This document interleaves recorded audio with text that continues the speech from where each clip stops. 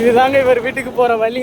நம்ம மீசக்காரர் வீட்டுக்கு போகிற வழியை பாருங்க, எவ்வளவு கஷ்டம் இருக்கு. கொஞ்சோண்டு கரணம் தப்புனாலும் மரணம் ஆயிரும் போல. பாருங்க எப்படி போறாருன்னு விட்டு பாருங்க, வீடு போகிற வரைக்கும் பாருங்க எவ்வளவு வளைவுகள் எல்லாம் தாட்டனே. என்ன பண்ணணும்னு மட்டும் பாருங்க.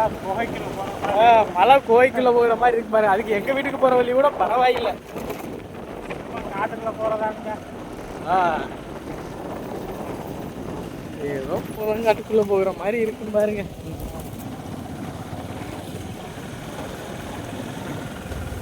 செல்லுக்கு ஆபத்துரா சாமி.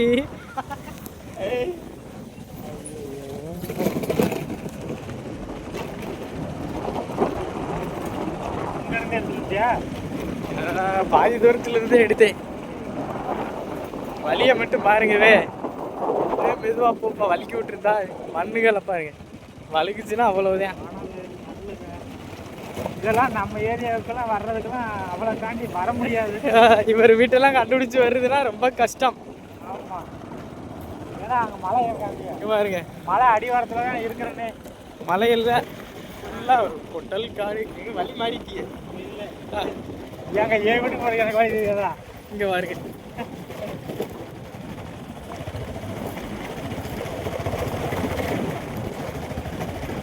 அவர் வீட்டுக்கு போகிற வழி இதுதான். இந்த பாறையில தான் உட்காந்து பேசுவாராம் போனு.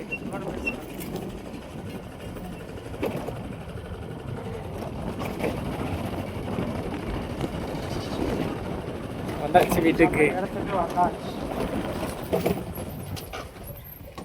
ஓகே, வெற்றிகரம். முன்னாடி விநாயகர் வச்சிருக்காப்புல.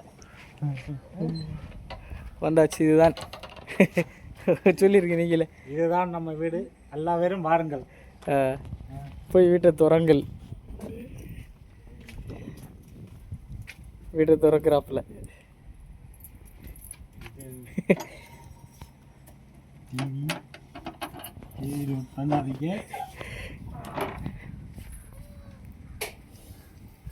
ஸோ கிச்சன் பெட் இதுதான் தூக்கு, அது கம்மா மூட்டை, அவ்வளோதான். இங்கிட்டு காமிக்கக்கூடாதுன்ட்டார். இந்த பக்கம் டிவி இருக்குதான், காமிக்கக்கூடாதான்ப்பா. பீரோ, பணம் வைக்கிற பீரோ.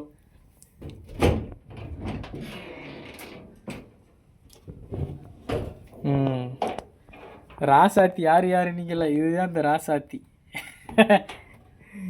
Okay, ton.